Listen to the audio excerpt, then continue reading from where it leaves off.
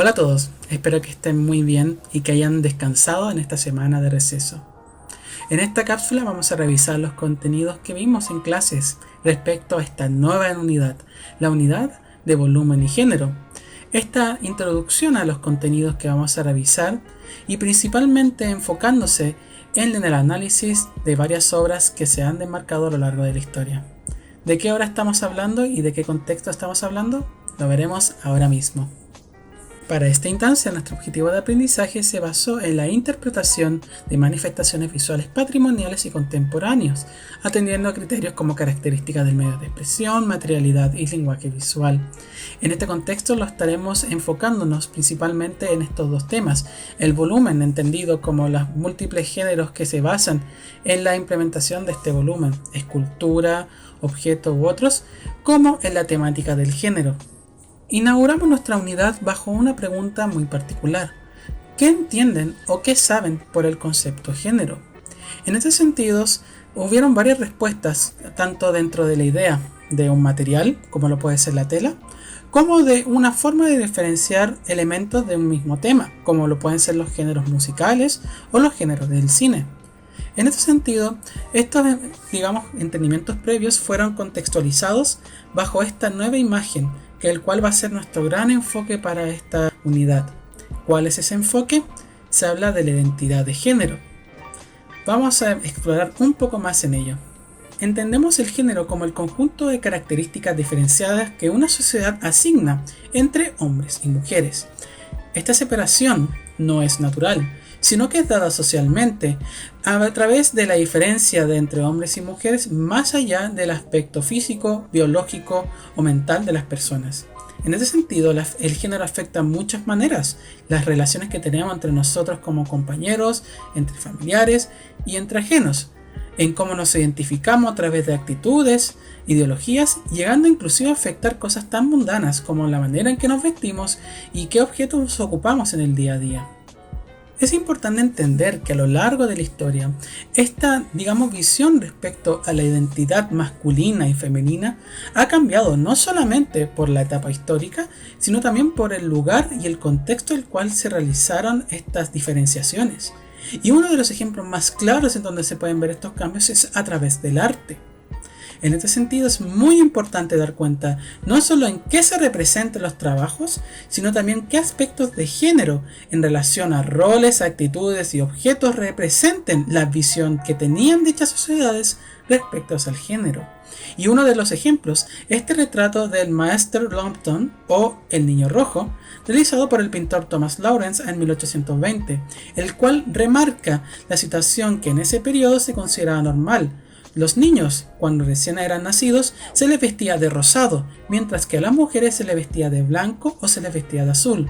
Este cambio de paradigma es algo que dista mucho de lo que es hoy día, en donde los colores femeninos se van más asociados al rosado y al amarillo, mientras los colores masculinos se asocian más al azul, al negro, entre otros tipos de colores, que nuevamente no son elementos naturales, sino son elementos que socialmente hemos adaptado y hemos justificado y hemos perpetuado.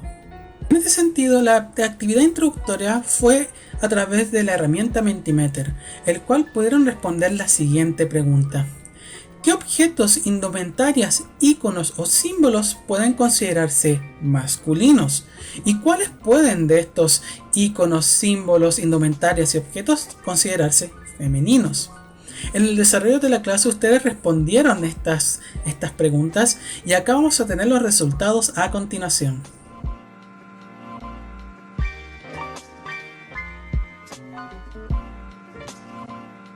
Nosotros realizamos un formulario donde contenían nuestras apreciaciones, opiniones y reflexiones respecto a las obras que visitamos durante la clase en esta introducción de la unidad. Para esto vamos a recordar las preguntas que tenían que responder para cada una de las diapositivas, las cuales son las siguientes: ¿qué elementos visuales de la imagen me comunican respecto a su género? ¿Hay alguna diferencia o semejanza respecto a lo representado en la imagen y lo que veo en el día a día? Y la última pregunta: ¿hay alguna diferencia o semejanza respecto a lo representado en la imagen y cómo me veo como persona? Para este desarrollo se dieron una serie de instrucciones bastante importantes. La primera es que tiene que responderse cada pregunta planteada por cada ejemplo visto en la presentación. Estos 3 ejemplos que vimos tienen que tener estas 3 preguntas contestadas, dejando un total de 9 preguntas que tienen que contestar. Además, la respuesta tiene que tener a lo menos 40 palabras o 3 líneas para tener un margen de desarrollo bastante, conciso y correspondiente a su reflexión. Y finalmente, el cumplimiento de esta guía será parte del puntaje de la actividad final de la unidad, así que es muy importante que lo entreguen durante los plazos establecidos, o pueden tener una baja en su calificación final. Dicho esto, vamos a pasar a ver los ejemplos que vimos en clase, al igual que generar un pequeño comentario respecto a esto y sus reflexiones. En primer lugar vimos las expresiones mesoamericanas, estas expresiones primeras de las sociedades y civilizaciones, las cuales daban una representación del género más estereotipada, tales como lo demuestra la estatuilla de la mujer de Tatlico, ubicada aproximadamente entre 1250 y 600 a.C., el cual se puede ver claramente elementos estereotípicos clásicos como puede ser la anchura de las caderas, el uso de la falda, el uso de elementos indumentarias como argollas y cintos, el pelo largo y la exposición de sus, características sexuales secundarias como son los senos. Por otra parte, también vimos una escultura de la estatuilla de otra mujer, más bien ubicado en el Imperio Maya, entre el 600 y el 900 después de Cristo. Y acá hay una diferencia sustancial, donde el cuerpo desnudo no se presenta tanto y se ve una figura más uniforme, y el cual esconde en gran parte esta exageración como en la otra estatuilla, dejando a ver tal vez que la expresión en este lugar se ve de esta mujer, se puede atender más por su indumentaria, como el uso de argollas y de pendientes en sus orejas, como en aspectos faciales y del peinado que tiene en esa imagen. Poniéndonos un poco más de contexto respecto a estas figurillas mesoamericanas, varios investigadores concuerdan en el que estas figuras eran principalmente, figuras de culto a la fertilidad, no solamente para la mujer y engendrar hijos, sino también para la tierra, dando una identidad no solamente práctica, sino también espiritual y metafísica respecto a su rol. Las figuras masculinas, en cambio, eran más bien representaciones de figuras cotidianas o de autoridades o deidades que principalmente se basaban en el control y el orden. En este sentido vemos varios roles de género que están representados gracias a las investigaciones presentes. Y justamente la gran dificultad respecto a estas figuras artísticas, a diferencia de las que vamos a ver posteriormente, es que no se entendieron bien por la distancia cultural y lingüística que existieron en comparación a las que vamos a ver ahora mismo. Posteriormente vimos expresiones clásicas grecorromanas, al igual que algunas expresiones medievales. La gran diferencia entre ambos elementos es el tiempo. Una está ubicada en los primeros siglos posteriormente a Cristo dentro del contexto del Imperio Romano, mientras que la siguiente está más enfocado en los reinos medievales ocurridos todo durante el Medio Oriente y también en Europa. En ese sentido vemos dos figuras estereotípicas, uno que es esta escultura clásica romana donde se puede ver que el hombre tiene una pose guiándose un destino, al menos en su mano. Tiene una característica principalmente masculina como son las expresiones toscas, la forma de la cara, el peinado y también el uso de indumentaria como lo es una coraza y togas que se envuelven en la parte de la cintura. Por otra parte, la figura femenina está fuertemente tapada, incluso llegando a tapar parte de la cabeza y toda su figura, y está acompañada de una figura de un niño. ¿De qué se trata? ¿Qué podría significar ambas expresiones? Vamos a ponernos en contexto. La escultura de la izquierda, perteneciente a esta representación femenina, se encuentra en la Catedral de León, creada aproximadamente en el año 1205 y en el 1301 después de Cristo. Esta estatuilla demuestra varias partes respecto a la función de la mujer en esa época. Es una figura justamente de culto, ya que se trata de la Virgen María con el niño Jesús. Sin embargo, es importante poder entender que a diferencia de expresiones posteriores, esta parecía ser más sobria y no tanto enfocado en la imagen del cuerpo, sino más bien en la representación de la mujer como una persona de tranquilidad y una persona sobria, y con el niño a su lado. En cambio, La segunda escultura del emperador Augusto en Villaporta, construido aproximadamente hace casi 1000 años atrás, en el 20 después de Cristo, tenía una mayor preocupación en no solamente retratar el cuerpo humano, en retratar esta figura masculina, sino también en dar que la pose, al igual que la indumentaria, daran cuenta de situaciones de poder.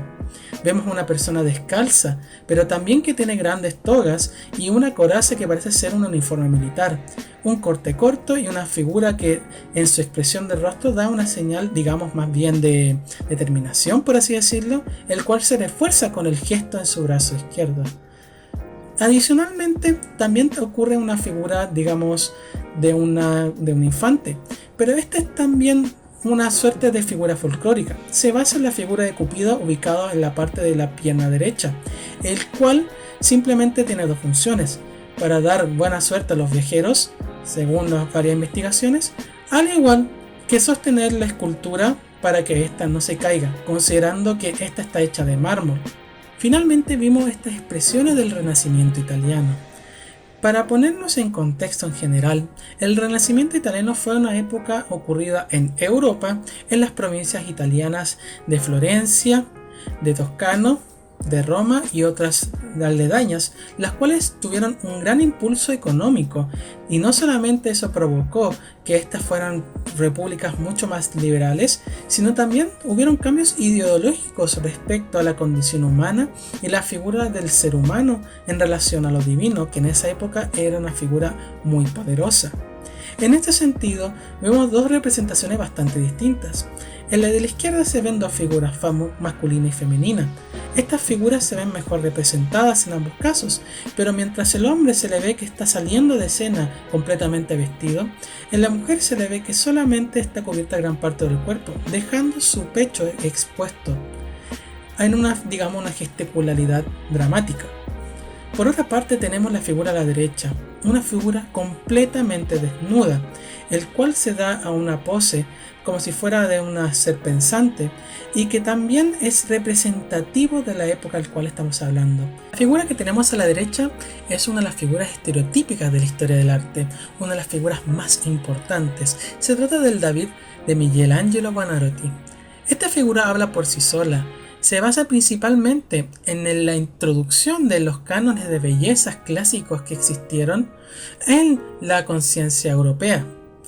Esta se basa principalmente en la representación del cuerpo del ser humano de un punto de vista idealista, donde se pueden ver figuras esbeltas, figuras más musculosas y donde el desnudo es común, ya que se considera parte de la belleza del ser humano. Acá está representado principalmente la belleza masculina, el cual se puede ver justamente en cómo se pudo tratar el yeso para poder conformar cada músculo y vena de este cuerpo. Sin embargo, la otra escultura tiene una historia mucho más particular. Esta historia se basa en un relato bíblico de José y la mujer de Potifar, y la creadora es justamente Propecia de Rossi, una de las escultoras de la época que injustamente fue declarada por parte menos talentosa, pero que en realidad nos deja ver su talento en una imagen bastante impresionante respecto al manejo de la figura humana, tanto vestida como desnuda, en donde nos cuenta una escena dramática de un hombre el cual deja de lado a esta mujer. En esa instancia es importante considerar el contexto en el cual estamos viviendo dentro del Renacimiento, donde los hombres en general se daban mayor crédito en sus obras que a las mujeres artistas. Y en este sentido es importante para la siguiente unidad, para la siguiente clase, dar cuenta de que la historia del arte siempre ha estado mezclado entre estas figuras femeninas que desgraciadamente han sido ocultadas a través de la historia y que ahora recientemente se han podido nuevamente ver a la luz. Todo lo visto son comentarios que pueden ayudar para el desarrollo de estas reflexiones, los cuales son entregados a través de la plataforma de Classroom. Sin embargo, en el caso de no puedan entregarlo por razones de conexión o por otros elementos, pueden hacerlo igualmente en un cuaderno o en una bitácora como puede ser una croquera. Lo importante es que puedan anotar sus reflexiones y enviarlos fotográficamente, siempre y cuando puedan avisar previamente a la profesora Bárbara en su correo institucional con copia a mi correo. Y bueno, Eso ha sido todo el desarrollo de esta cápsula. Espero que hayan aprendido mucho y que hayan tomado estos comentarios y también investigaciones para poder acompañar a sus reflexiones dentro del formulario. Este formulario tiene un motivo muy importante y puedan comprender que el género no solamente se expresa a través del cotidiano, sino también del arte, y poder ayudar a extraer elementos representativos del género en las obras clásicas y contemporáneas que estamos creando en el hoy día. Para la siguiente clase vamos a ahondar un poco más respecto a través de los estereotipos desde los inicios hasta la modernidad, al igual que vamos a enfocarnos principalmente en los referentes femeninos en la historia del arte que trabajen con volumen. Eso ha sido todo, espero que les haya gustado y que estén muy bien. Chao.